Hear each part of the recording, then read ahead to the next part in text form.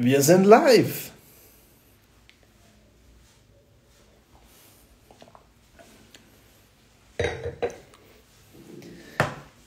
Warten wir mal, bis ein paar Leute hier sind. Hi Gabriel. Pünktlich wie ein Schweizer Uhrwerk bist du. Hi Ronny. Hi Mike, nehme ich mal an. M1KER. Hallo Lilly. Ich habe noch gar kein Bild hier. Okay. Jetzt. Ja gut, vielleicht ist auch mein Handy, also musst du etwas Zeit geben. Ja, da bin ich. Stefan ist online. Jetzt warten wir nur noch auf Luca oder Belthazar, wie ihr ihn vielleicht kennt.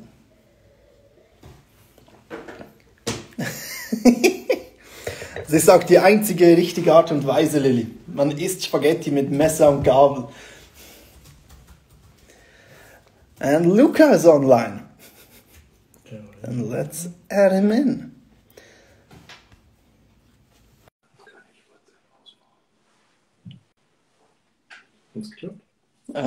It's loading, I believe. It worked. Hey man, how you doing? Good evening. I'm doing very, very fine. How about you? I'm doing well, and let me know if everything is right with the screen and audio and everything. Is that works well? I can't complain. It sounds very good. And we can see Perfect. you. So, great. yeah, perfect. That's awesome. Yeah, do you know what we're doing here? Kinda like I've seen some of the live that you have been doing in the past few weeks, months, whatever. So yeah, I'm ready for any question from you or for everybody watching. Okay, that's good. Then I don't have to explain. Makes a change. So yeah, let's start. The first question is always the same. How did you get into wrestling? Well, you mean like as a wrestler or as a fan? Because that's two different questions. Let's make both. First, how you got into it as a fan. Well, as a fan, I have a few memories from the late 80s, early 90s. I remember Hulk Hogan, Roddy Piper, those kind of stuff. But I think the mid 90s, especially 1994, is when I really got into wrestling, because I've been watching wrestling for a while, then it wasn't no longer on TV, and then all of a sudden it came back on TV and was WWE, actually WWF Superstars. And to me, that was the greatest thing in the world. Like every Saturday, I was watching Superstar, which is not even a great show if you think about it, because most of the time the Superstars were facing jobbers, and they were cutting promo after promo after promo. So I couldn't even understand what they were saying. But back then, because hopefully the guy was translating stuff, and so I really got into professional wrestling as a fan back then. Then, unfortunately, wrestling was no longer on TV in I think early '95. So I completely missed the Attitude Era, because I didn't watch any wrestling for years. Yeah. It was only in 2002 something when I got high-speed internet that I was able to go back and restart watching wrestling. And it was like, boom. As soon as I got back watching wrestling, I restarted watching it. And by the year 2004, it was SmackDown was back on TV. And so, as a fan, that was like, boom, I'm 100% back into. As a wrestler, in 2005, I went to Canada. Hopefully, I had some cousin there, and so I had a place to stay. And I was there for English, but obviously for wrestling as well. And I was lucky because I was going in Toronto anyway, and I was lucky because in Toronto there was one of the best wrestling academy from like the whole North America, the Score Circle Training. And I've got trained by Rob Fuego, which is a very close friend of Edge, Christian, Rhino, all those guys coming from the same area. And you of course, you know the others. Rob Fuego is the less known because he's the only one that he wasn't able to jump to WWE, unfortunately. But that's not because it's not good. It's just circumstances. And I can tell you a funny story about that, just to keep a little bit up my good friend and trainer, Rob Fuego. He actually had a tryout in WWE. It was maybe SmackDown or something. He had a dark match, and he asked the other guy, "Can you take this finisher?" "Oh, no, that's not a problem." "Are you sure you can take this finisher?" "No, let's do it, yeah." So they went out there, 20,000 people, and they fucked up the finish. And, you know, WWE is one chance, one opportunity sometimes. And, you know, you miss the train, you miss your opportunity, and, you know, but beside that, it was a good, you know, he did a lot of stuff with Lucha Libre, and that's why in my first part of my career, I was more like high-flying kind of wrestler, and then later on, when I went train with the Dudley Boys, I switched to more storytelling and this kind of wrestling. Okay. Yeah, I read about Rob Fuego because I was researching some things about you, and I need to read into it more in that case because he seems quite interesting. So, yeah, he's a great guy, and he trained a lot of guys. Actually, he trained a lot of girls. Like many of the TNA girls that knock out division, like Angelina Love, Tracy Brooke, Gail Kim, who else? Taylor Wilde. A lot of them came from the Square Circle or went through the Square Circle at some point. Taylor Wilde, who's now back in professional wrestling, everybody listen to this. Taylor Wilde, she's back in professional wrestling after she was away for a while. And she's a great wrestler. Just, you know, because she's one of the few girls that she wrestled as a man. And this is not to take away her, you know, being a girl. I mean, obviously she's a girl, but I'm saying this as a compliment. She's fighting like a man. Like you can't tell the difference. You can't tell, you know, and this is not you know, to knock down all the girls. It's just natural, you know, it's just something that sometimes girls, you can see they're not really fighting as they're supposed to. But Taylor Wilde, she's like a truck. She's wrestling like a man. And I got trained by her, and like, you know, she was one of the main trainers at the Square Circle training, and she's great. So for everybody, check her out, Taylor Wilde on Twitter. She has also a podcast, and she's back in wrestling. She was TNA champion back in the years, if you remember. Yeah. The blonde short girl, and she's back. So I'm glad she's back because she's great. That's good. That's good to hear. The way you described her, she reminded me of Sarah Del Rey, if you've seen her. Because she was also like a woman that just wrestled. It's not like women's wrestling.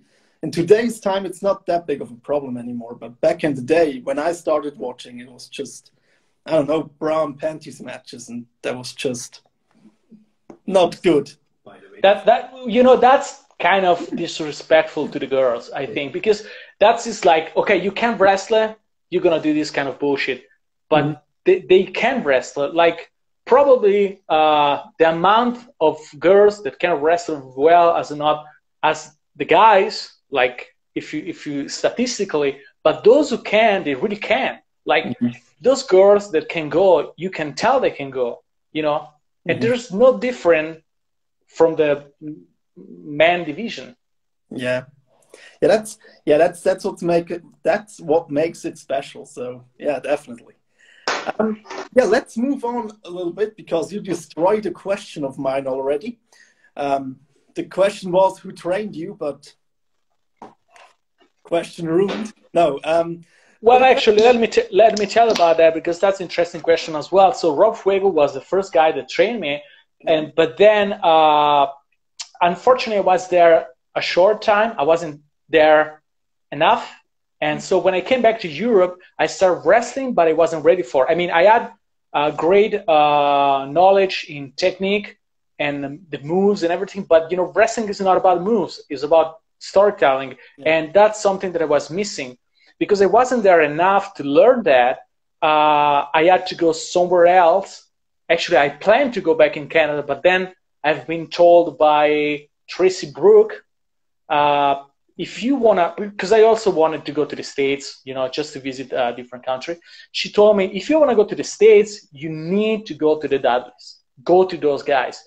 And I wasn't really sure about going to the Dudley boys because, you know, I couldn't see myself doing what they do, in the sense that I thought as myself as a high flyer, as a lucha libre.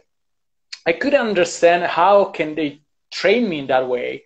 And then I also met Steve Ellison, Swiss guy.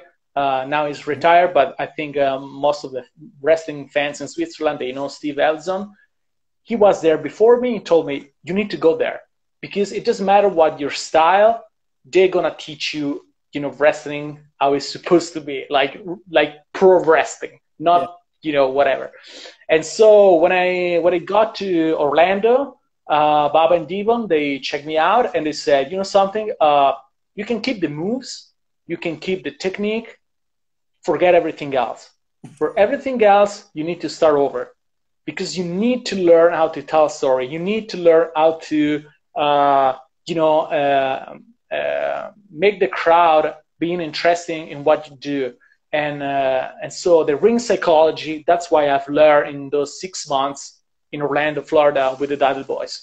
And their knowledge is like, you know, in wrestling, every time you learn something new, you actually figure out how much you don't know.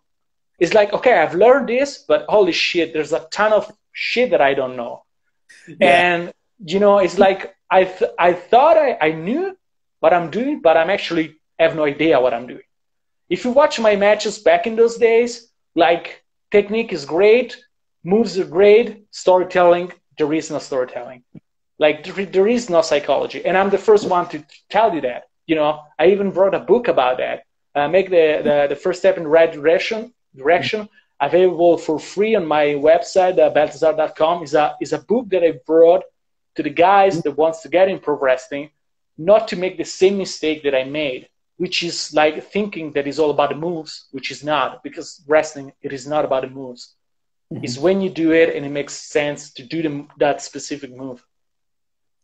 Yeah, that's true in many ways, not even just in wrestling. I mean, every time you learn something new, you realize how little you actually know about anything. So yeah, let's move on a little bit. A question that came up was, what is the story behind your name, Beltazar? So that was a nightmare. It took me nearly a year to change the name. So my first ring name was LR11, which is the most stupid name you can possibly have. When I told Baba about that, that voice, Baba, he said, what the fuck does it mean? I mean, it sounds like my social number, you know, my social security number. What the fuck, you know, it doesn't mean shit. And I was like, yeah, well, it does mean something, but it does mean something for me. Mm-hmm. But for everybody watching the match, I'm coming out, LR11, what the fuck is that? I mean, it is so stupid. So the reason behind LR11 is because I had that nickname when I was doing video editing, graphic design, what else? I was doing several things, and I wanted to keep the same name so you can realize how much I'm doing. You know, because I thought that wrestling will simply be another thing that I'm doing. Yeah. And I wanted to keep the same name for everything that I was doing. Then wrestling became much more important in my life. Actually, I dropped everything else and just wrestling is everything I have. And so I knew I had to change the name. And so Beltazar was one of the first names that came out. But then it was like, I don't know. And then it was like, I don't know. And almost a year passed by, you know. And then finally I said, fuck, I gotta, you know, I need to change the name. And then I just changed the name. So, and the name is something because I'm supposed to be a demon vampire. And so there's Beltazar, then there's there's just a few combination, and I took the one that nobody got, which is Belthazar, B-E, Belthazar. You know, it's a kind of demon name. I just changed one letter, not to make sure it's not the same name as somebody else, and that's it. Yeah, I was so angry with you for your name at first, because I always wrote you with an A at the start because it just seemed more natural until I got that in I'm sorry. Yeah, I changed. Now is the with the E, like, you know, E, and I know a lot of guys spell it wrong. Even when I was in the States, I had a show there and they spell it wrong. But yeah, whatever. It's not a big deal. Yeah, they'll learn. I've learned it, so at least something. Did you ever thought about changing up the gimmick? Because I believe you had that since no. Of it. No. So at the beginning, I was just a dark gothic guy with not really any right direction. I'm talking about 2006, 7, 8, 9, those kind of years. Then I start being more gothic, more like a game, not just somebody being interested in the gothic word, but actually being part of it. So as a vampire. And, you know, I love my gimmick. Like not just the character, but also really the gimmick itself, like my jacket and my pants, you know, which I designed it by myself, you know, and I want to keep it because it works. It works. And I think that change where not necessary, you don't have to do it. Like if you feel like it's not working, or you feel like I'm tired of this shit, you know, you're gonna change it, of course. But if you still fit in that, why change it? I mean, you know, Undertaker did change, but that was a reason, because he couldn't fit the gimmick into that period of time.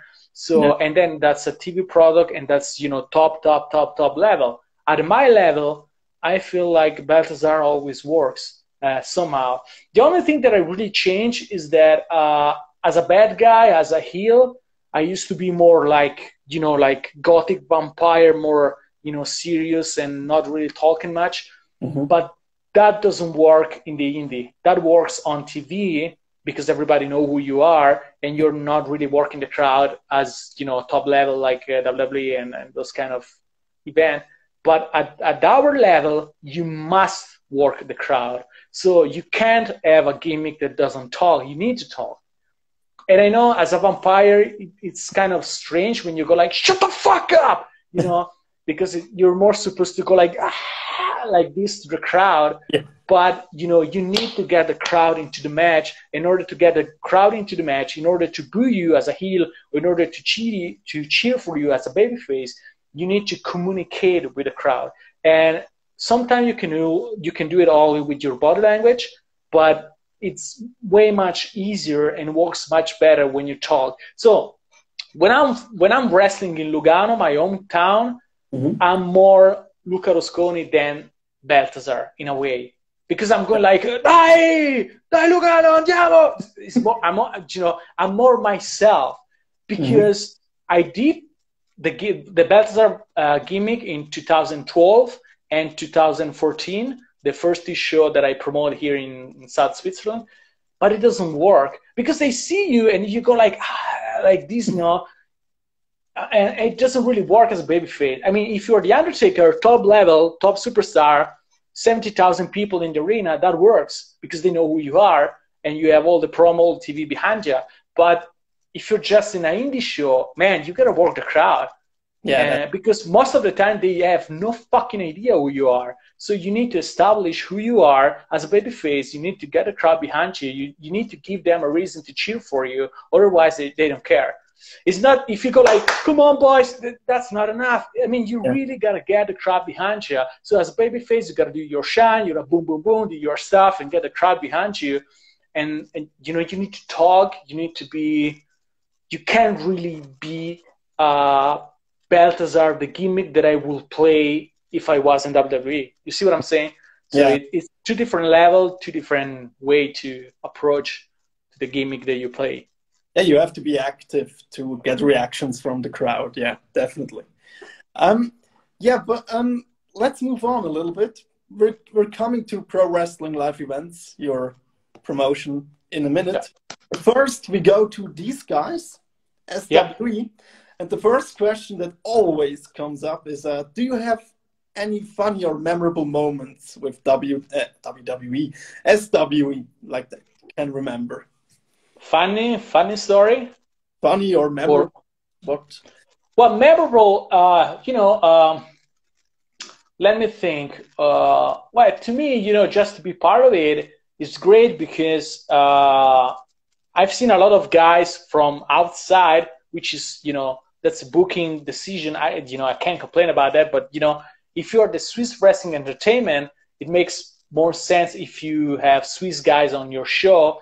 And, when I finally got there, it was like, okay, I'm here to represent South Switzerland. Yeah. And I need to be here. I must be here. And so to me, that was great. And just to be in that ring, I always trade with a lot of respect any promotion. It doesn't matter if it's a small promotion or it's a big promotion. Mm-hmm. To me, I always bring my energy and being positive about it, and always be thankful. Even if it's a small show, it doesn't matter.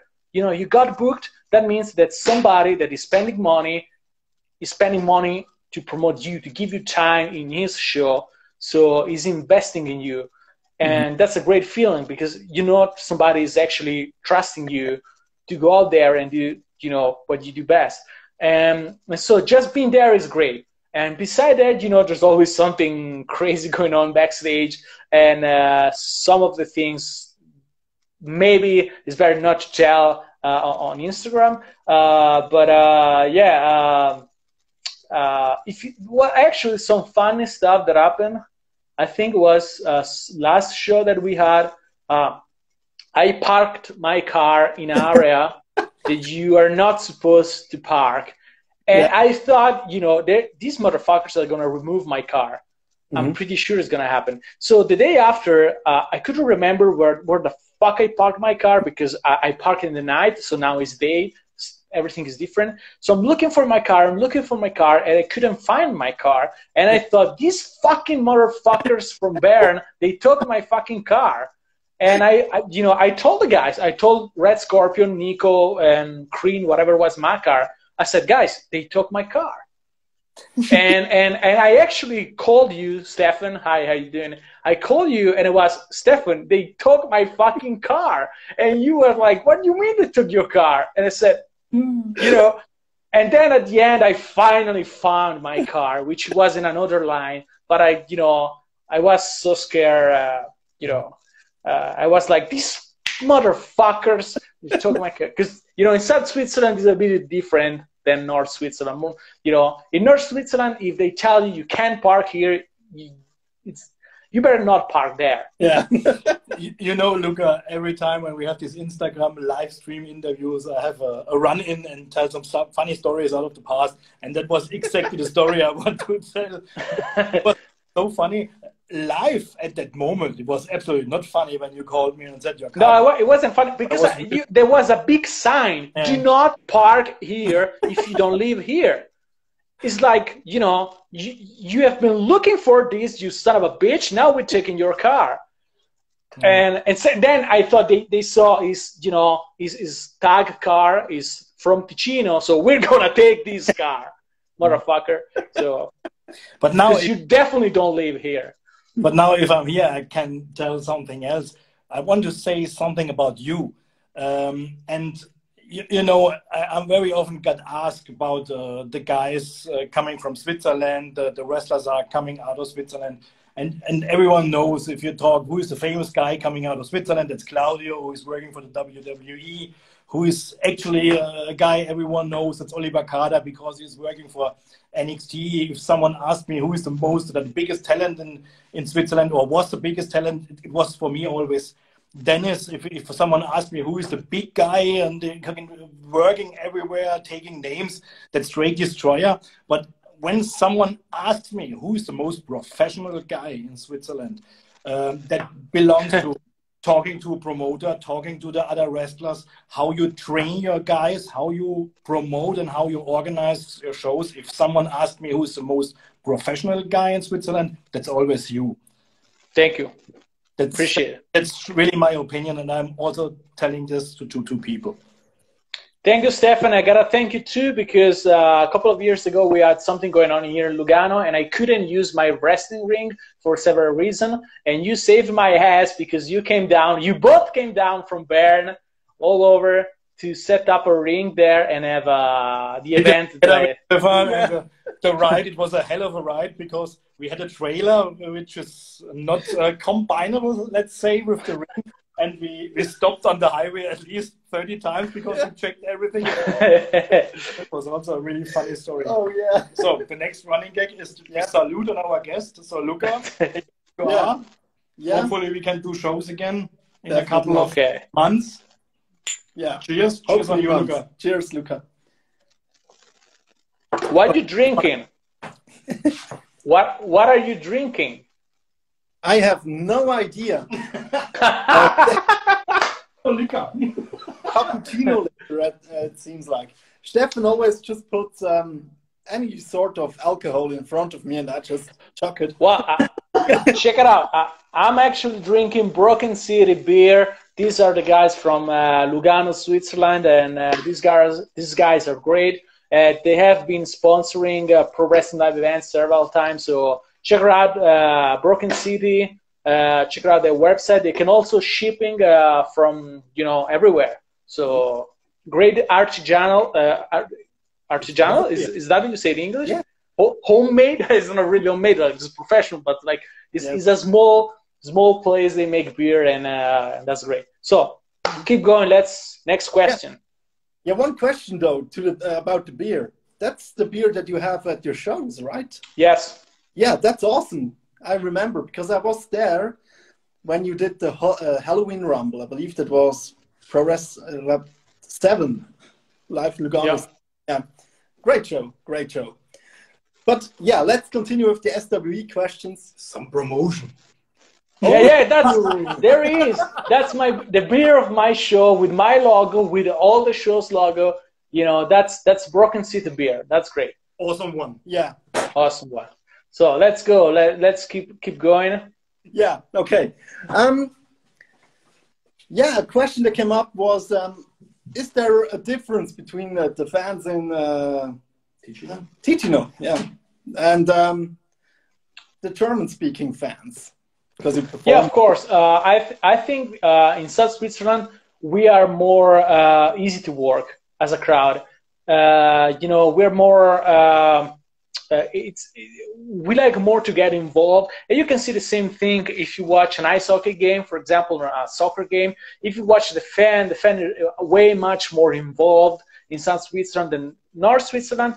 It takes a while to work them, and it's a little bit more difficult.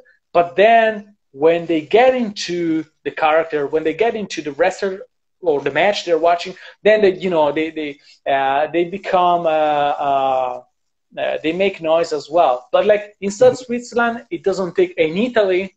It doesn't take much to get them behind you. But then norther you go, harder it is.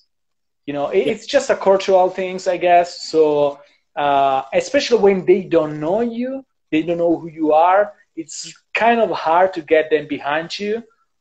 But if you do everything right as you're supposed to, then it works. Oh, that's good. And a short question about SWE and PWLE.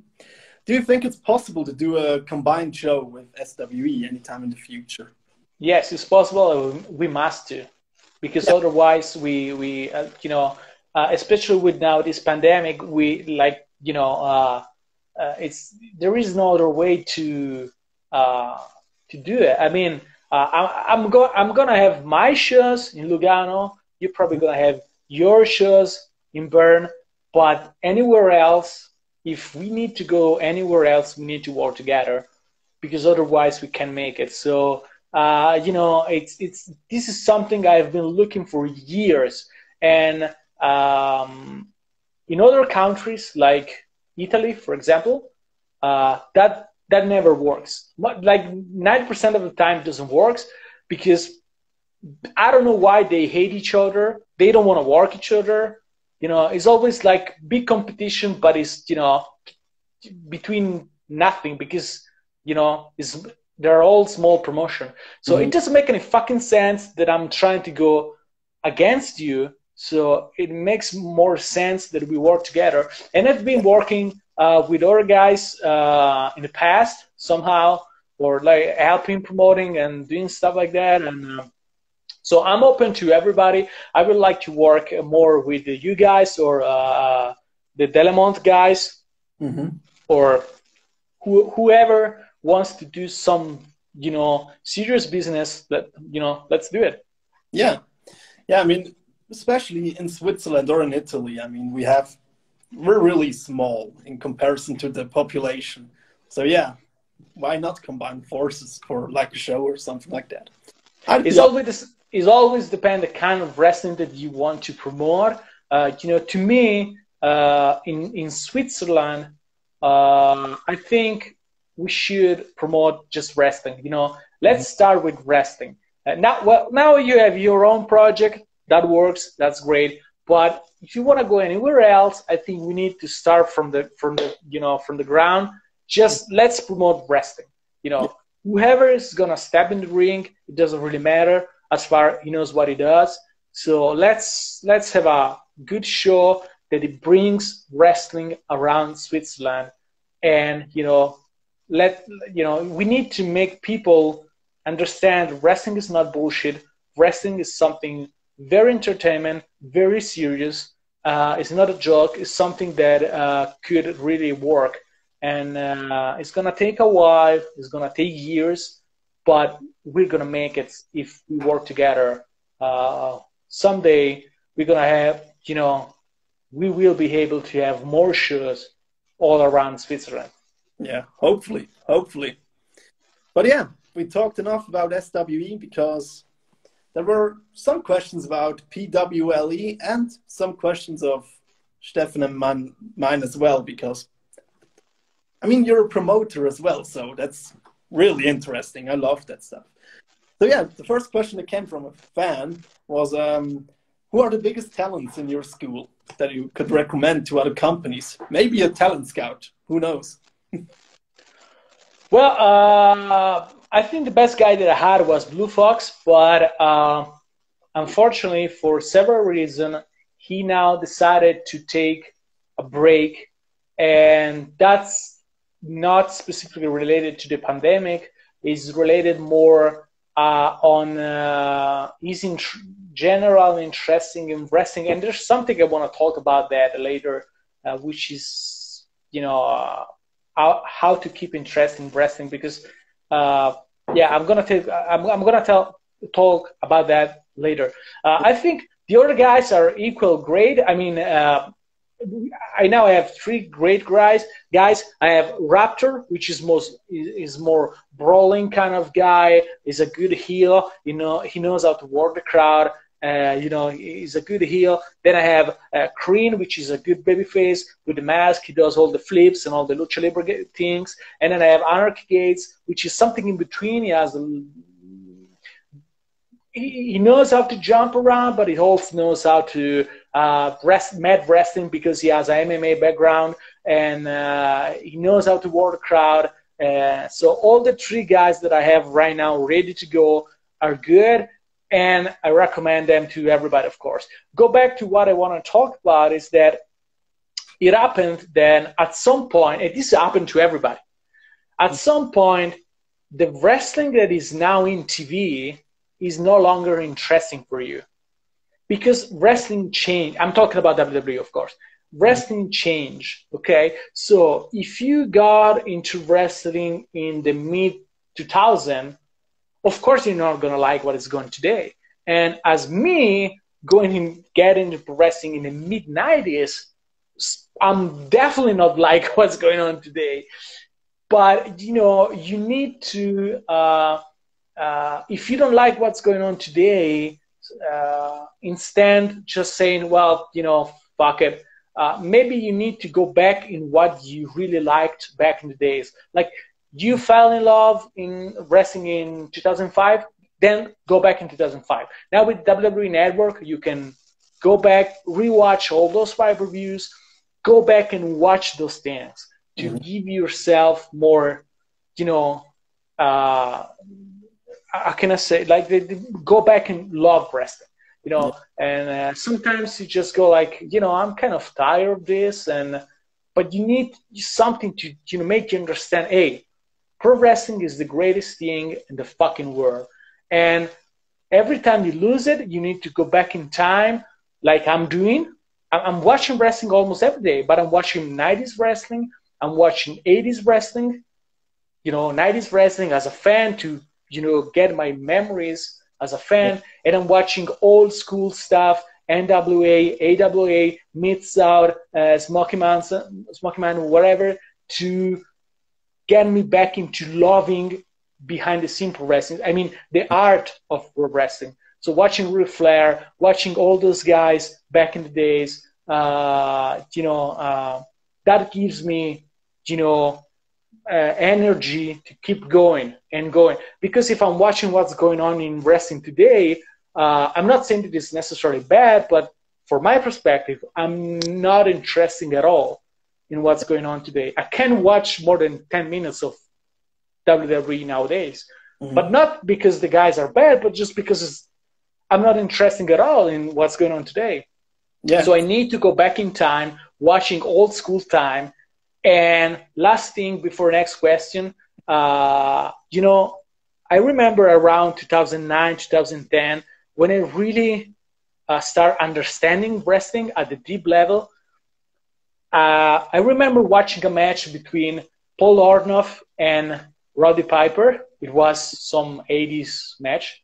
Yeah. And I've got tears in my eyes because I was watching the match and I was like, holy shit, this is what it's supposed to be. You know, this is perfection. This is like something, you know, it's like for somebody being an art fan, going back and watching Leonardo painting or Michelangelo painting and doing stuff, you know. To me, to watch that specific match, I remember Roddy Piper, Paul Orndorff, I got tears in my eyes because it was like, wow, you know, it's like what I've been watching all this time, you know. This is this is art, this is gold, you know. Yeah, it's just going back to what you made of wrestling. I mean, I struggled with that as well. SWE brought me back to wrestling, so yeah, that's nice. And that's a good thing to know for wrestling fans in general. When you just don't want to and you're not interested in wrestling anymore. I mean, if you're no longer interested in wrestling, that's okay because wrestling changed. But you know, just go back and watch the stuff that you like. Yeah, definitely. WWE Network, you can go back and watch every single pay-per-view ever made. Yeah. Well, you're quite long. It takes quite long to watch everything, but yeah, definitely. But yeah, coming back to PWLE, that's a question from me because I just found it so interesting. You've organized 2 events during this pandemic, one in July, I believe, and one in October. And what were the differences, or what did you have to do that you could even promote that event? So, yeah. So Pro Wrestling Live Events is my promotion. ProWrestling.ch is the website. You know, as soon they said that it was able to go back and promote shows, I've been calling everywhere. I've called, you know, I gave a call to the police. They told me that's not, you know, you got to call somebody else. I called the City Hall. I called the COVID hotline. I called the SECO, which is the for the industry, whatever the fuck it is. Mhm. They made me call 7 different offices. No one knew what the fuck you were supposed to do. Oh, I've God. been looking information for a very long time, and finally somebody gave me a call and they said, this is what you need to do if you want to have a show. This is how many people you can have. This is how you need to put the chairs. And we had a show in Mhm. July. But that was very complicated because every seat has to have the name, last name, phone number, and number of the chair, Mhm. you know. And that was very complicated. And October, that was a fucking nightmare. Like I lost 20 years of my life there because in October we were in the middle of the second wave, Yeah. and every single day it was getting worse and worse and worse and worse, and everything was shutting down.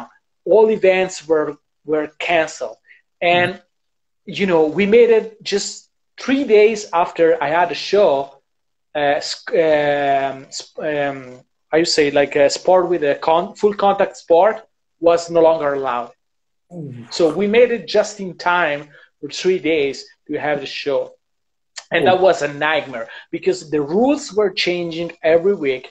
They even, in Italy, they had that you can no longer go around after 11 in the evening. So we had to change the time, the ring bell, because otherwise the guys from Italy couldn't make it back home. So it was very complicated. I was very, very under stress. You know, when I made it to the ring, is a miracle that I didn't get injured because I wasn't there with my head. Like I remember talking in the backstage with Fabio. I couldn't process any word that he was saying. I wasn't like, my brain wasn't there because I was worried about all the rules or the COVID rules. I was worried about why, for example, just last thing, one more thing. I remember in the front row, there were 5 people missing. And meanwhile, he was talking about the match. I was thinking, why the fuck there's 5 chairs with no people in the front row? Because I sold those tickets. Mhm. And I was like, did I make some mistake with the numbers of the chairs?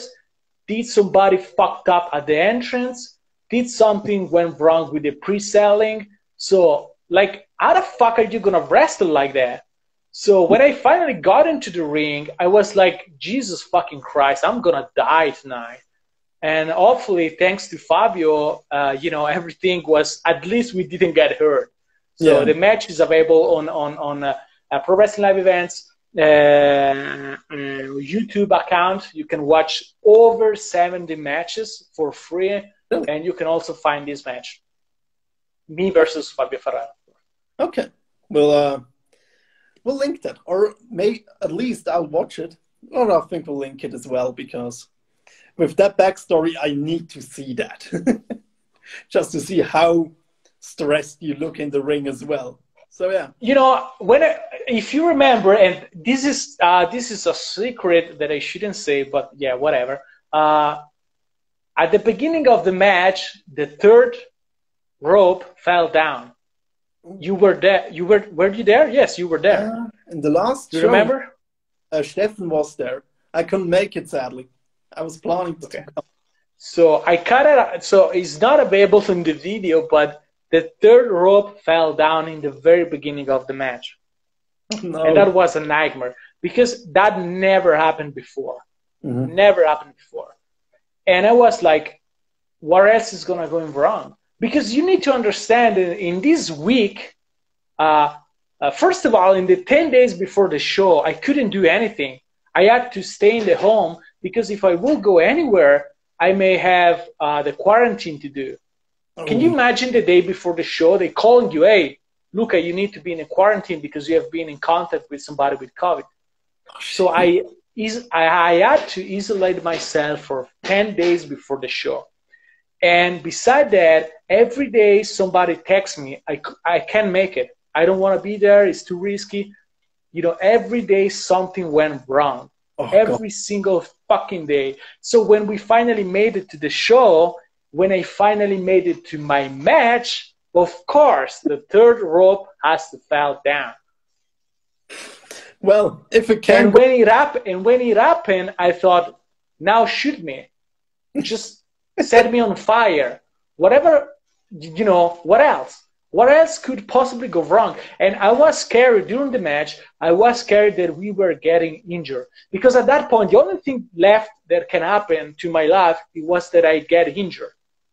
Because everything was, God. hopefully, thanks to my experience and also thanks to Fabio, we managed to survive. At least, I'm not saying that it's the greatest wrestling game. Like, it's definitely not the greatest match of the all time, but at least we didn't get injured.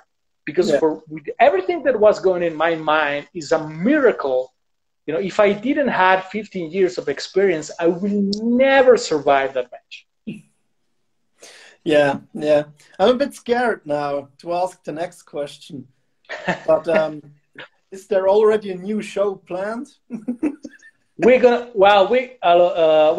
have July and October once again, probably. I'm not sure about October because if the vaccination is gonna be late, I don't know what's going on in October. We can have another wave in October. That's very likely that if the vaccination has some, we have some problem with that, we're gonna have a fourth wave, of course, in October. But I think we're gonna have something in July because in July, even if there's a lot of events, even if people go on vacation, whatever the fuck, at least we don't have COVID problems. Yeah, because usually in summer, this kind of virus is a little bit, we have more people, the cases are dropping. So I think we're going to have something in mid-July, probably. Not sure about that, but probably. If we do anything else prior to that, it's going to be a web show with maybe 20 people, just, like NWA, the recent NWA TV show, with just a few people in the background and just a couple of matches for free online and just to keep going, Yeah. But I think July could be a good opportunity to have a show. Yeah, hopefully. I'll try to be there if it's possible. So well, let's forget COVID for a moment for the next question, because what's the best and worst thing about organizing a wrestling show? So the best thing and the worst thing. Yeah. So the worst thing is that there's a million of things that could go bad. Like there's literally a million of things that could go bad. Hopefully, only happened once or twice that I had a trouble with lights or music, but nothing that I couldn't solve. But in order to not have problems, you need to be like promoted as perfection. You need to go step by step to make sure everything is perfect. And that takes a lot of time, a lot of dedication, and is very stressful, and that's a bad thing. The good thing is when you watch kids ringside watching you as their hero, and you can tell by watching their eyes that you made their day. They are going home happy because what you build, what you create out of nowhere. I made a wrestling show, and that little kid that is watching us is going home happy because what I made, what I create out of nothing. So this is like the best thing about promoting wrestling. Yeah, definitely. I mean, just very shortly, because I'm doing the music and the lights for SWE, and I personally just do a little part of the show, but I'm preparing maybe 2 weeks before the event already, just to get everything sorted out. and it's really stressful. But when the last bell rung and the people are cheering, it's worth every drop of sweat you lose. That's why we keep doing it. Yeah. Although it's, you know, every time, and this is not just to put myself over, but really every time I made a show, people were happy about it. And the greatest thing of them all is when you have somebody not interested in wrestling, like a parent that just came there to bring the kid, that it goes like, you know, I didn't know wrestling, I wasn't interested in wrestling, but man, this is a great show. You know, this is the first time I see wrestling, and this is great. And that's good because, you know, you made somebody that wasn't even interested in wrestling in the first place like wrestling. And that's, you know, that it can't get any better than that. Yeah, definitely. We're moving on a little bit from PWLE. I could talk to you about that for hours, but our time is limited. So, yeah, we have some general questions that we can't really put into a category. So the first thing is, well, let me find out where I am. Oh, yeah.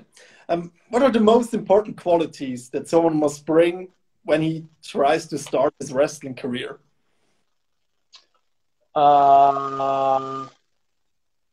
Keep your mouth shut and open your ears, for example. Okay. You need, you know, you gotta be like a sponge. And I know people said that a million of times, but that's the fucking true. You need to, you know, absorb everything. You must be able to be teachable. Like if you don't open up to everybody is trying to teach you, you're not gonna learn anything. So you really need. I think this is the best thing. This is the best quality you must have. Being teachable, like being somebody that others can teach.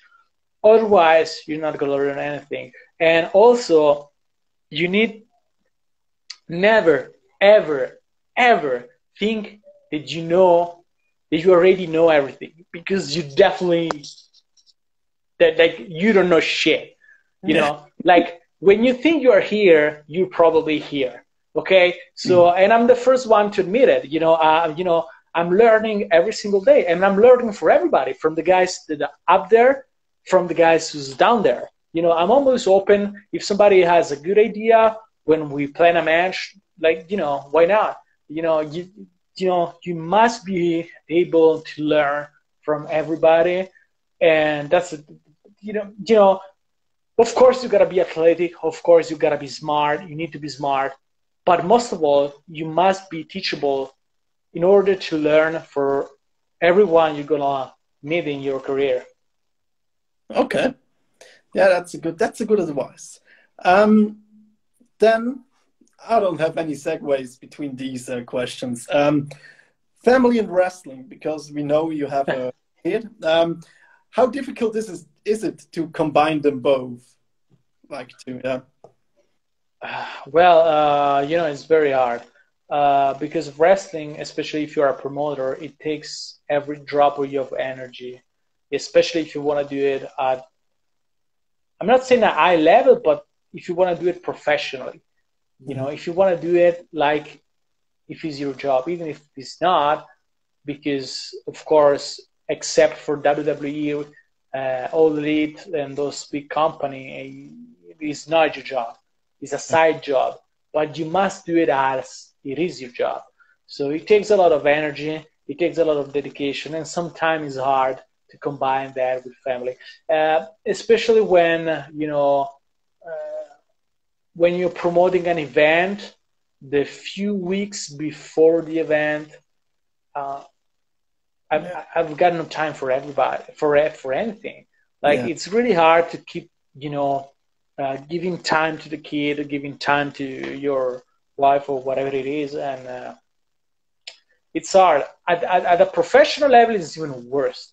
To be honest, to be really honest, I think that if you're a professional wrestler, like WWE level, maybe you shouldn't have kids until you retire. I think Edge did well, now he came back, but yeah, whatever. But Edge did the right thing to put aside wrestling and focus on the family, because it doesn't matter how how good you try to be with your friend. Like Devon, like one of my trainer, he's a great family guy.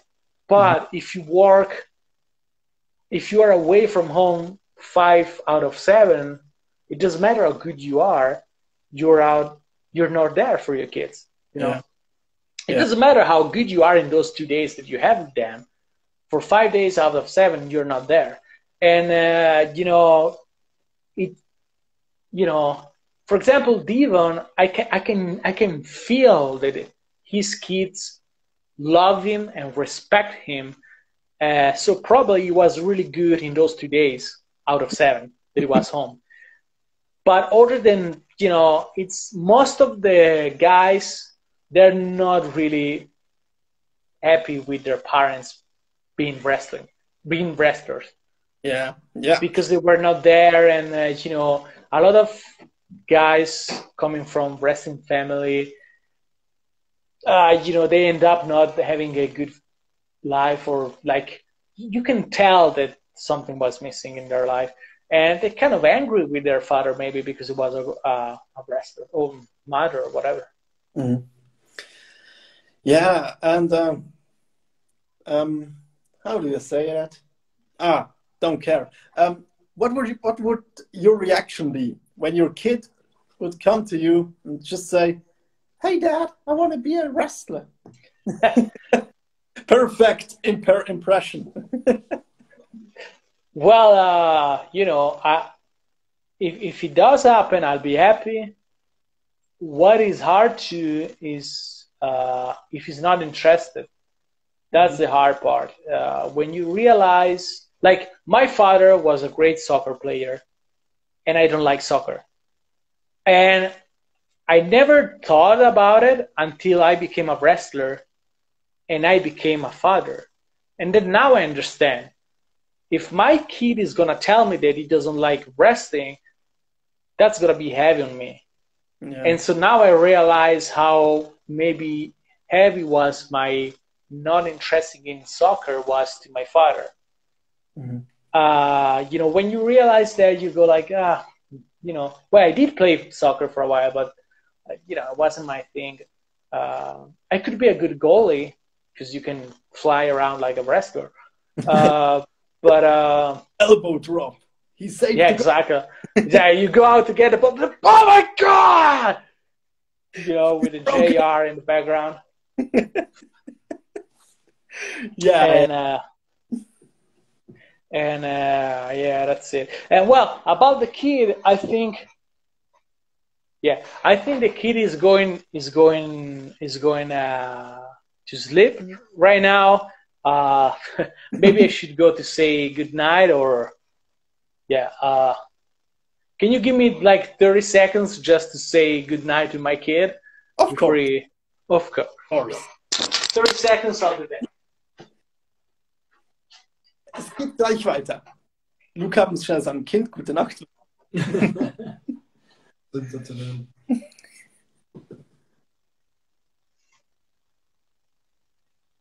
Schau noch einen Schluck wie? Nimm noch. Okay. Also wolltest du kennen? Nein. Okay.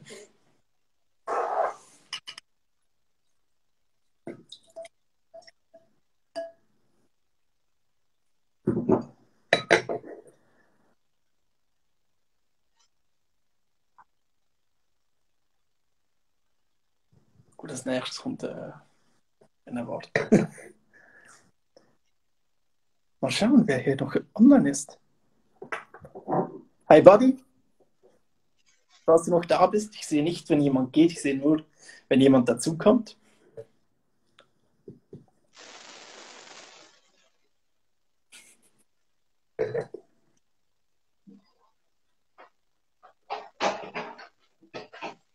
Okay, I'm back. I'm sorry. Yeah, because he was knocking.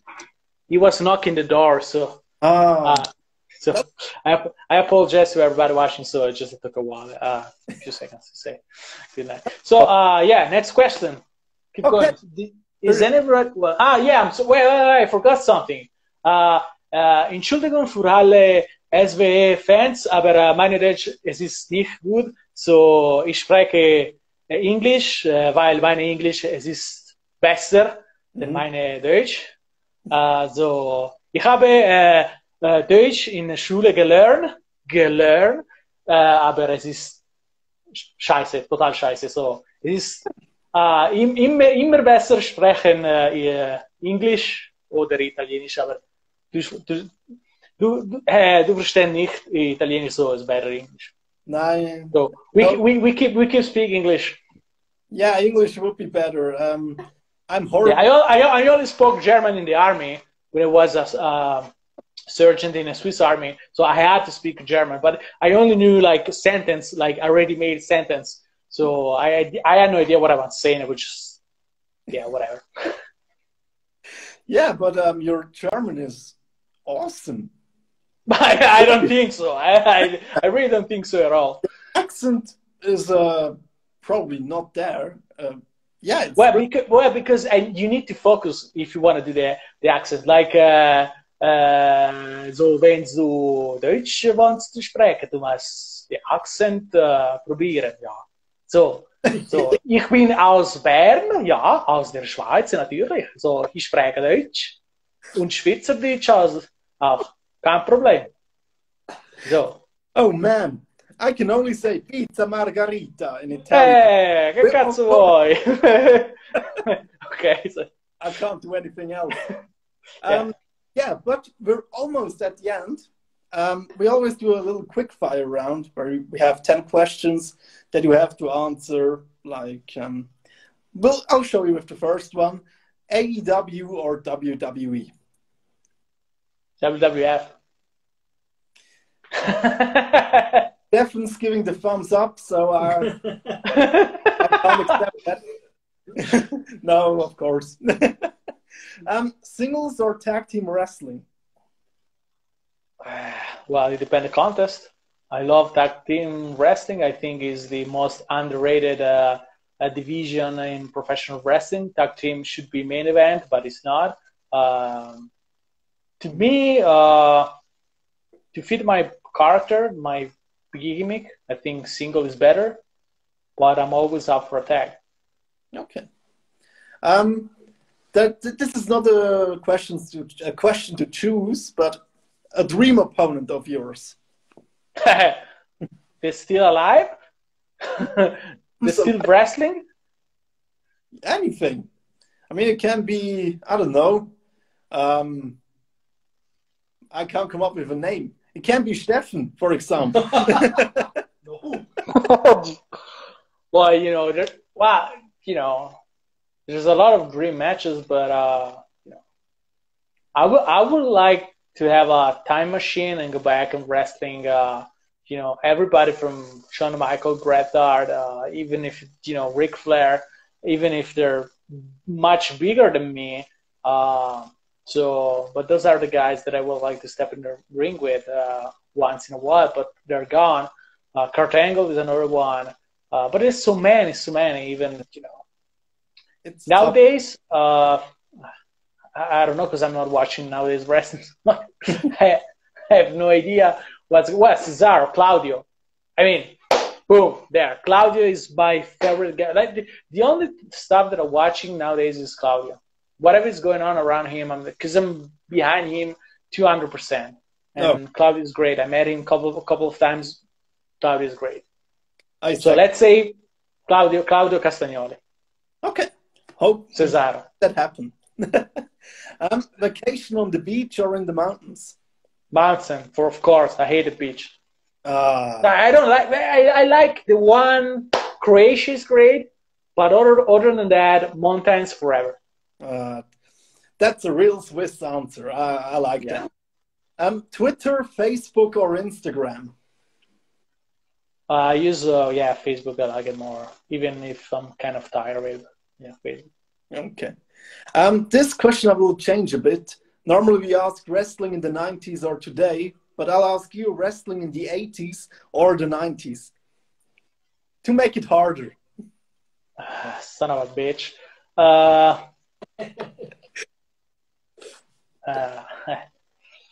don't know, man, because Oh man, that's hard. I will say 90s because that's when I got into wrestling. But yeah, they were both great. But I think 90s. I mean, like if I have a time machine, you know, it's you know, there's two plays that I want to go back.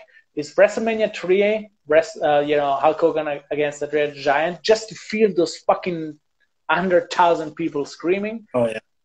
Or WrestleMania 12, Bret Hart versus Shawn Michaels Iron Man match, which is in my mind the greatest match ever made in professional wrestling history. Period. Okay. Which is your favorite style of wrestling? Like technical or whatever. Whatever style that tells a story. So I like technical stuff, but yeah, I like a little bit of everything. Okay. What I don't like is jumping around like a monkey, making like when it makes no sense, like spot festival and this kind of shit. I hate it now. You know, yeah. Like that's how I started out my career, but now I hate it. That I hate that. Like, you know, yeah, that's not my you know, definitely not my style. Yeah, I like it for like one match per show. Yeah, the one that nobody watched, like before you open the gates. Yeah, I always think it's impressive to watch like the body control and everything, but if you see a whole event, there's something for that. It's called circus. It's a show with a big tent with a lot of guys doing shit like that. Yeah, that's where you need to go. If you go to professional wrestling to see that, I think you got the wrong show. Stefan's really happy at the moment. I believe he's coming around another time. Luca, I have to join you again. You're talking really straight out of my heart. I think this is a style which really killed a little bit wrestling. If you see guys actually like, for example, Will Ospreay, okay, we tried also to get him on our shows because he's a famous guy and we thought that he will sell tickets like hell. But if you have guys like, let's say, Ricochet versus Will Ospreay in a match, and they do flips like Cirque du Soleil, and they do really strange thing. They hit and they kick each other like hell, and they get up without selling the move. And the crowd is screaming, and the crowd is thinking, "Oh my God, what is happening here?" And afterwards, you have a match with two big guys. Let's say Kovac versus Straight Destroyer, and they hit each other and they sell the moves. The people get bored. Yeah, and that's the reason why this business is a little bit killed, and you have only this WWE style 3.5 minute matches and high flying actions like hell, like it's an AEW or ROH or wherever, or New Japan. I think this makes it not help business. You can have a match kind of like that, of course, you know, with more flips, and you know, that's and Will Ospreay is a great talent, and Ricochet is a hell of a talent. There's but no selling anymore. Yeah, you need to sell the stuff, because if you don't, you fucked up the other guys. It's the same thing with the hardcore shit. If you have a match where I hit you 17 times with a chair, how the fuck is people gonna believe in the main event that I'm gonna win because I cheer shot the other guy once? You know, it could work in an environment like ECW because he's hardcore all over the place. So I think the spot festival matches could maybe work like in a PWG. Is that the name? Yep. The guys in New York. I think, you know, when you go to see them, you already know what you're going to see. And that's what they do.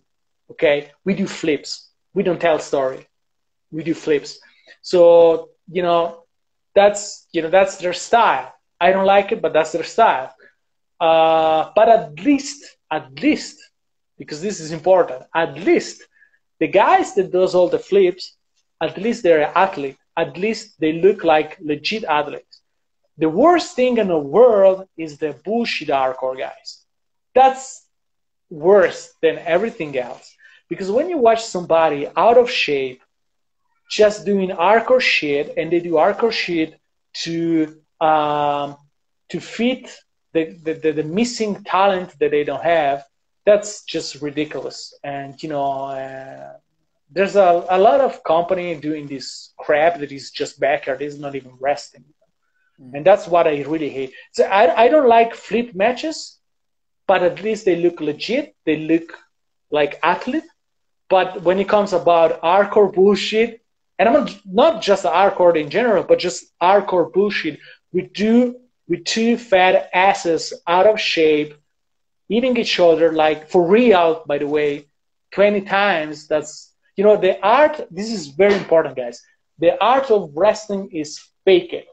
If you need to shoot, like if you need to hit somebody for real because you can't fake it, that means you have zero talent. Then go to do MMA or whatever is real. But if you are in a wrestling business, your job is to fake it and to make your career as long as possible, to protect your opponent and to protect yourself. We had also it's that simple. 100 times when it's come up, who do we book? And we get questions, can you book this guy, this guy, this guy? And they always, hey, what do you think what the fans want to see? If someone is coming first time to a wrestling show, what is he expecting? He is expecting two guys looking like gorillas beating the hell out of each other. This is wrestling. And not two guys looking like they are 15. They have still their pics everywhere on the skin, looking like children and flipping around like, you said it, like spot monkeys. That's not wrestling. That belongs to the Soleil. Definitely. Okay. Agree to disagree. No, I understand what you guys mean. Yeah, let's move on. Wait, yeah, I asked you that. We have 3 left.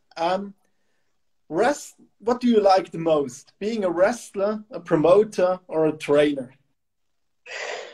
Well, I like a little bit of everything. I think I always have this, how can you say, I don't want to say talent because it sounds like, I don't want to sound like I'm putting myself, but like I have this I'm looking for the word in English, but it's like, I feel like I was made to be a teacher.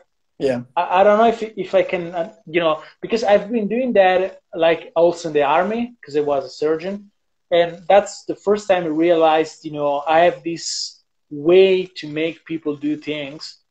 And I really enjoyed being a teacher. I really enjoy being a trainer and see the result of your creation, and to make people understand things.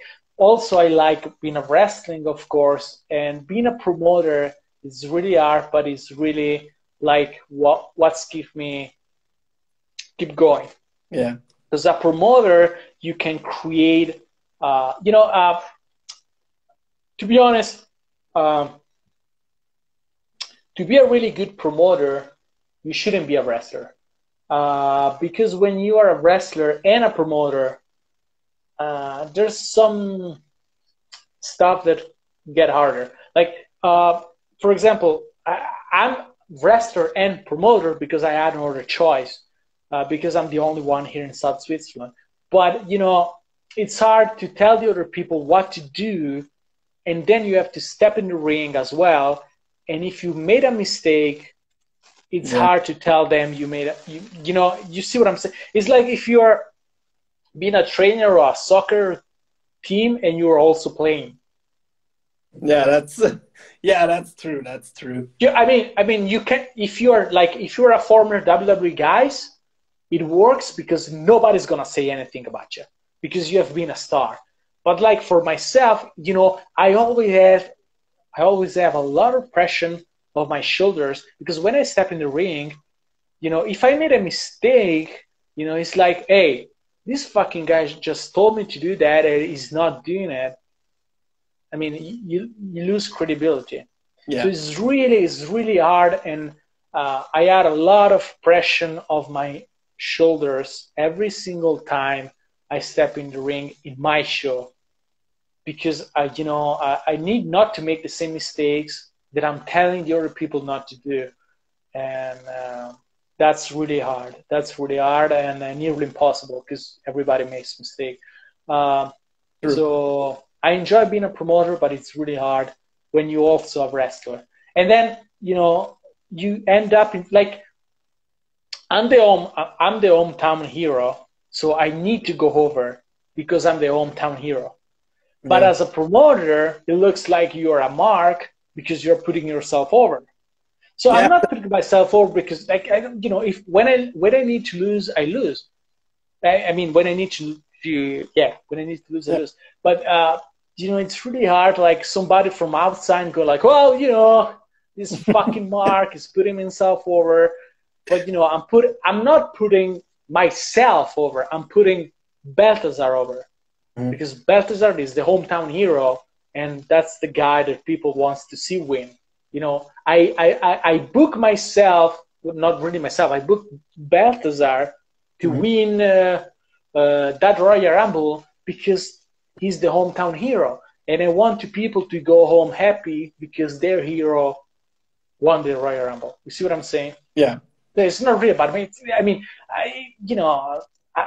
don't care. If I was a heel, I would make myself lose all the time. Yeah. I mean, win or lose, at least the people are entertained. Yeah. So, cats or dogs? Oh, I'm definitely a cat. I hate dogs. Yes. Yes. Best interview ever. Did you hear that, Chef? No, that's not true. That's not true. No, that was a joke. So I love cats. Mm-hmm. I love dogs when they don't make noise. Yeah, definitely. Those are my favorite dogs. When a dog doesn't make any sound, is quiet, is always happy, I love the dog. When he's making noise all the time, I fucking hate it. Yeah. Yeah. Last question with the one or the other. I don't know how to say it in English, but Coop or Migros? Coop is much more expensive. Wait a second, we have a guest here at the moment. Hey, what's up, buddy? But he didn't make it. You see that he didn't make any noise. Yeah, that means quiet. That means he's a great dog. Yeah, I love it. Yeah, he's great. So he's great. Yeah, I like I'm a Coop mark, honestly, because I like to go to Coop because the way they put stuff on the shelves is better, but it's more expensive. Yeah, I will say Coop, definitely. But let me tell you something. I need to say something about. Wait a second. Yeah. What? You want to stay here? Yeah. As far as it doesn't make any fucking sound, it's cool. No, this is another great beer from Brooklyn City. Last thing I want to say is that Coop and Migros and Manor and all the stores in Switzerland, they make the same price in the north and the south. And this is bullshit because you guys up there make way much more money than we do here in the south. But but when you go to the store, the stuff have the same price. So a kilo of bread, a liter of milk, whatever, it costs the same in Zurich as it costs in Lugano. But down here, we make nearly the half of the money that you motherfuckers make over there. And so that's bullshit. That's why we go in Italy to shopping, because we can save money. Yeah. And that's just something I wanted to say because why not? Because South Switzerland, Ticino is always, Yeah. It's not doing well over here. So that's why it's really hard to promote wrestling here, Mm. because it's nearly impossible to find sponsors. You Yeah. know, to have a great show, you need sponsors, but when the economy is down, it's nearly impossible to find sponsors. And down Mm. here, the economy is the shit. Well, that problem we have as well, finding sponsors. But that's bullshit. You guys over there, you make so much fucking money that you can promote like 10 shows in a week, even twice a day, you motherfuckers. But down I want here, to sleep, man. I want to sleep. down here, Yeah. here, you can't, because we don't make any money. Yeah. Yeah. But then, even bigger respect for putting on these shows. But we have one more question. Just keep going. As far as people watching, just keep going. That's true. But yeah, we went through all the questions except one, and it's our favorite question that we got asked. And I'm really waiting for your answer for that one. How would you explain wrestling to someone who has never seen or heard about it? That's a good question. Well, besides being the greatest thing in the world, I would say how you explain it. Well, it's a fixed competition between two great athletes that tell a story in the ring through their moves. And you, as a fan, will be involved 100% into the show, because you can change the outcome of the match by the way you interact with the match. If you cheer or if you boo, will change the course of the match. And that's the truth.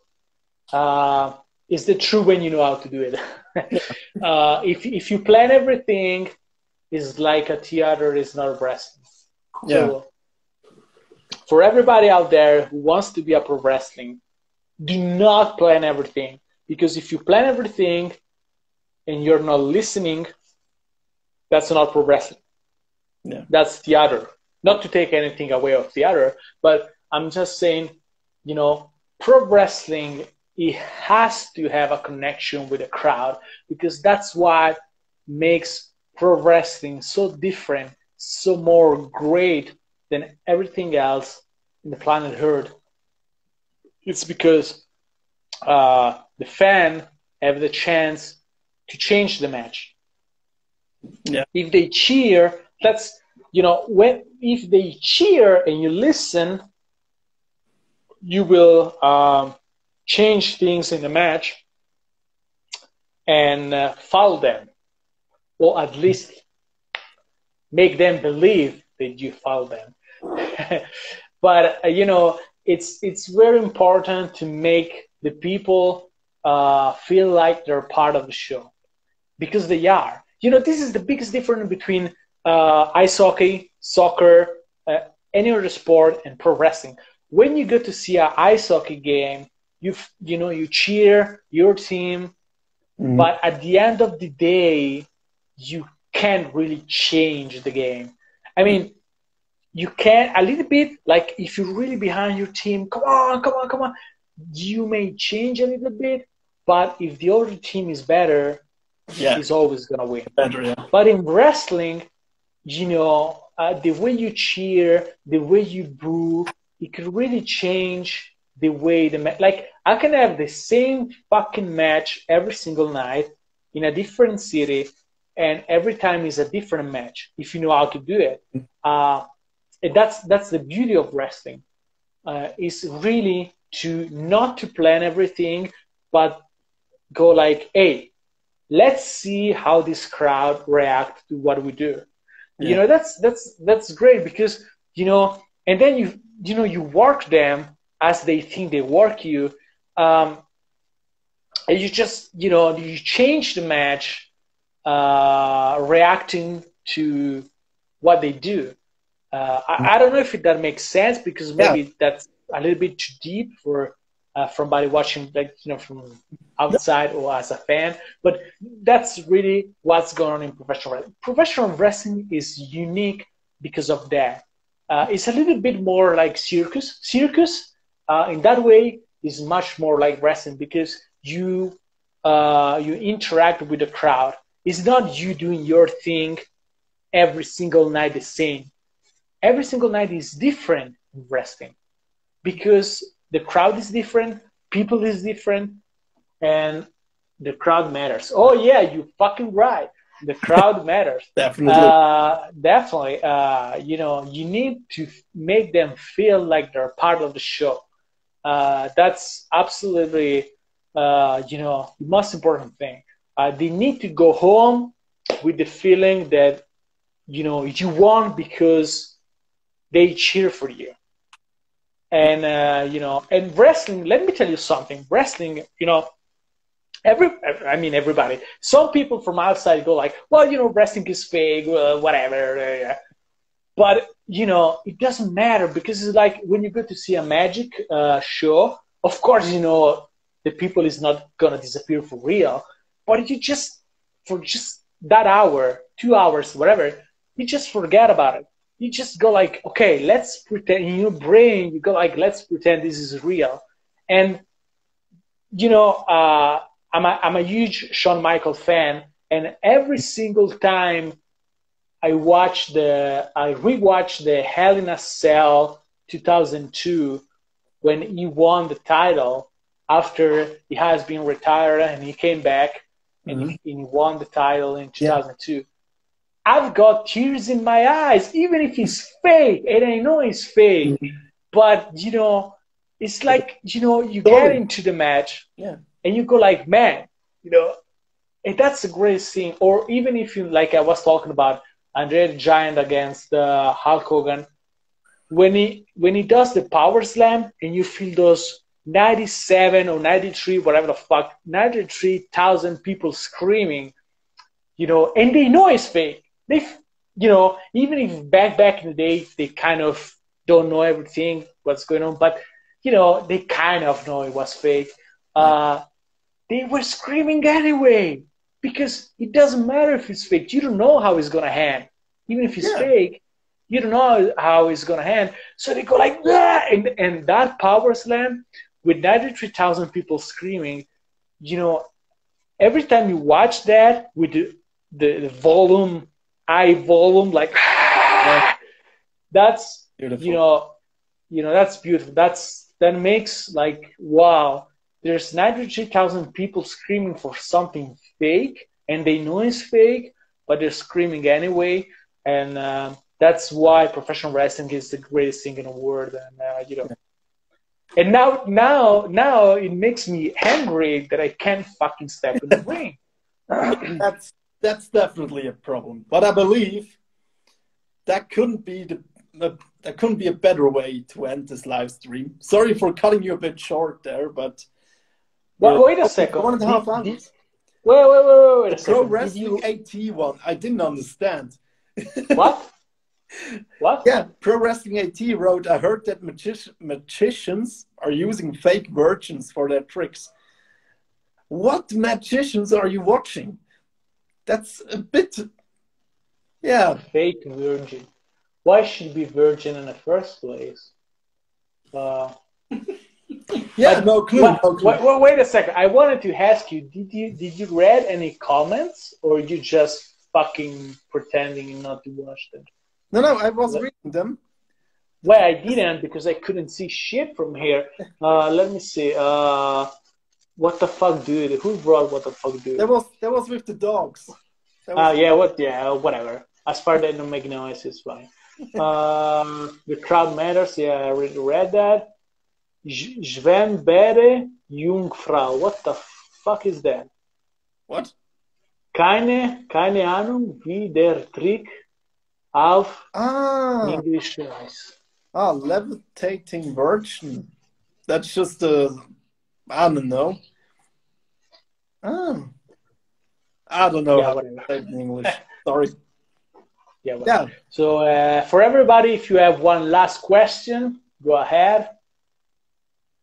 We are here for that. So any question, if it's not too personal, you know what I'm saying. Yeah, yeah. And yeah, while we're waiting for questions, I just wanted to say thank you for answering all these questions. It's just amazing to talk with somebody who has so much passion for this sport, for this beautiful thing that way too many people don't know in Switzerland, and we hope we can change that one day at a time. One day at a time. Well, I gotta show you something. Let me ask you: is it possible to change the camera? Let me see. Is it possible to change to use the back camera? Well, for me, it's possible. There's like in the middle of the. Maybe. Oh yeah. Watch. Gotta show you something. Watch. Oh yeah. This is all the newspaper. Nice. Oh, very nice. Oh, that's in German, right there. Yeah, Belthazar ist eine bessere Version von Luca Rusconi. So this is some stuff signed by Sean, signed by Brad, and here just some more stuff. That's my kid paint, whatever. That's another paint that somebody gave to me. That's supposed to be me. And yeah, that's a lot of stuff that I have here. I'm very proud of those because it takes a lot of dedication and great work to make it so far. And here is a Jim Cornette pen that Stacy and Jim's wife gave it to me. Mm-hmm. Yeah, and that's pretty much it. So this is my and I have more over there, but yeah, whatever. So that's a beautiful. Beautiful wall of Luca, as Lily said, and yeah, and I was able to make it into the Swiss German TV. What's it called? The TV show before the news show. You know, at 8:00, there's usually the news show or something like that, I believe. Yeah, I had an interview there. Oh, cool. Yeah, I'm from South Switzerland. I don't even speak any fucking German, but I made it to the SFR. What's the name? SRF. Yeah. So, ich habe eine große Interview mit dem, that's Deutsch-Schwarze Television. So that's beautiful, man. That's beautiful. So for everybody, if you wanted to check it out, you can go to the Beltazar, Beltazar.com. You can find all my social media, Facebook, Twitter, Instagram, also YouTube. And YouTube, there's all my matches, and also the link to my matches who are in the somebody else's channel, like Pro Wrestling Advance, or maybe yours or whatever. So yeah. We'll link it. And I made last thing. I made a video about the Royal Rumble matches that I had in the Swiss Wrestling Entertainments. So you can find that on my YouTube channel. There's just the part where I'm involved in. And I just want to say that it was great to be involved in those matches, even if a lot of wrestlers thinks that the Royal Rumble is like a shitty match because they felt like it's just a random match that you put people in just because. But I always, it doesn't matter how you book me for. Every time I step in the ring, I'm really proud of it. And it doesn't matter if it's a Royal Rumble match. Actually, I love Royal Rumble matches. Yeah. And so to me, that it doesn't matter if it's a single match, tag match, Royal Rumble match. I'm always proud to step in your ring, and every time there's a chance for it, I'll be back, and I will do it 100% to entertain the Swiss wrestling entertainment fans out there. And we can't wait to see you back in the SWE ring. Thank you very much, Luca, Beltazar, LR11 for this. No, don't mention that. Don't fucking mention that. So, well, wait. Is Buddy the Buddy that we know? Yeah, that's Buddy. It's our. Hey, what's up, Buddy? He's the fucking greatest wrestling fan in the world country. He's a crazy son of a bitch. This guy came to see my show and he fucking slept in the middle of a soccer playground because he had no money for the hotel, probably, I don't know. But, you know, he came down from Bern just to watch the show in my own town. And that son of a bitch is the greatest fans in Switzerland. Yeah. Yeah, I'll raise my empty glass to Buddy, to you, and to this interview. I wish you to everybody watching. Thank you. I wish you a beautiful evening and see you soon. Bye. See you. Bye-bye. Thanks, everybody.